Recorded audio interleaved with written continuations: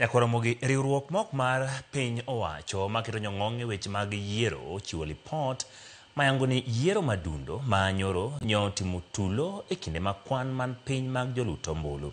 Emanyo wuok oko mar luto ombulu. Walter Nyambaga nigi ler. Seche manok tok yiero madundo manyota kod duol matayo yiero kod keopacho ka IEBC e kuonde chung' ute bura 6 kod seneta 1 kanyakla kod ward 17. Riwruok mok mar piny owacho maketo nyong'ong' e weche mag yiero kod ratiro mag oganda ILOG okoni yiero manyoro otimore makare kata odoko ni achiedh nade moko to neno. This is the first test for the new commission which has come into office. It's like being thrown into the deep end, but they have a secretariat which is very experienced, which has been there. I think they did in terms of the technical aspects of the elections, based on the findings that we have, they did well. Lipot mogol kod ILOG olero ni tulo kod rakruok maka kod kacha nyo neno e kar luto ombulu ma Kariobangi North Primary School kama ojende nyo mako amen kod kweth mag siasa masiro jotelo mopogore opogore kaywaruok mar laro jamna manyo chwer kilombo godo joluto ombulu bende nyo nene lela e kinde yiero no. Violence at polling stations.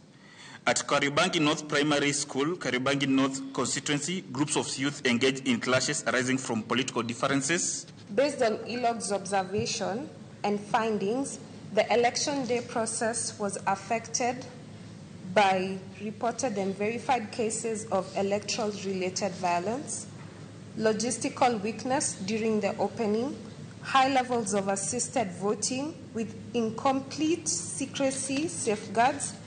Lipodno mar ILOG bende ong'wana men kod jatend duond bura mar maendeleo chap Alfred Mutua manyol law kendo kiro oke tesend luto ombulu Mambumbuni e kaunti ma Machakos. ILOG okone dhaw e kinde duond bura mar UDA kod Wiper Party bende nyoko nyiso kido maber. ILOG bende yango ni bedo mar ji moko podhi kod duol mar IEBC nyo medo nyayo chochni mar chenro no. Incidents involving political actors and super agents. We noted that there were high-profile political actors disrupted polling in isolated cases, for example, in Machakos and Embu. Lipodno bende ni nitiere jogo manyogoyo tipo mag kaka giluto ombulu mondo moro jochama gino madhi ataro kod chike mag kuong'ruok mar kanadiera. ILOG wacho ni jodito mideo nyo nyiso agoko e kaunti ma Embu ndo temo dhi agwenya kod dwach IEBC. E kindeno bende nyiepo mar ombulu bende nyotimore lela. We documented instances where voters photographed marked ballot papers inside polling stations. Security officers and agents intervened and instructed voters to delete the images.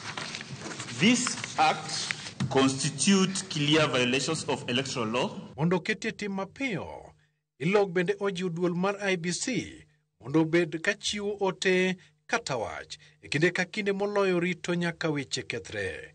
Bende ojiwo duol mar IEBC mondo chiw thuolo maromre ne agent mag jochung'. Okone nyaka IEBC rid chike mag yiero. ILOG dwaro ni mondo IEBC ochiw tiegruok ne joluto ombulu makare. ILOG bende ojiwo duond buche mondo ochiw luor ne chike mag IEBC. Migawo mar obila NPS bende omiya gete mar nono kendo kawo okang' mar chik ne jogo modhi ataro kod chike mag yiero. Walter Nyambaga, Ramogi TV, Nairobi.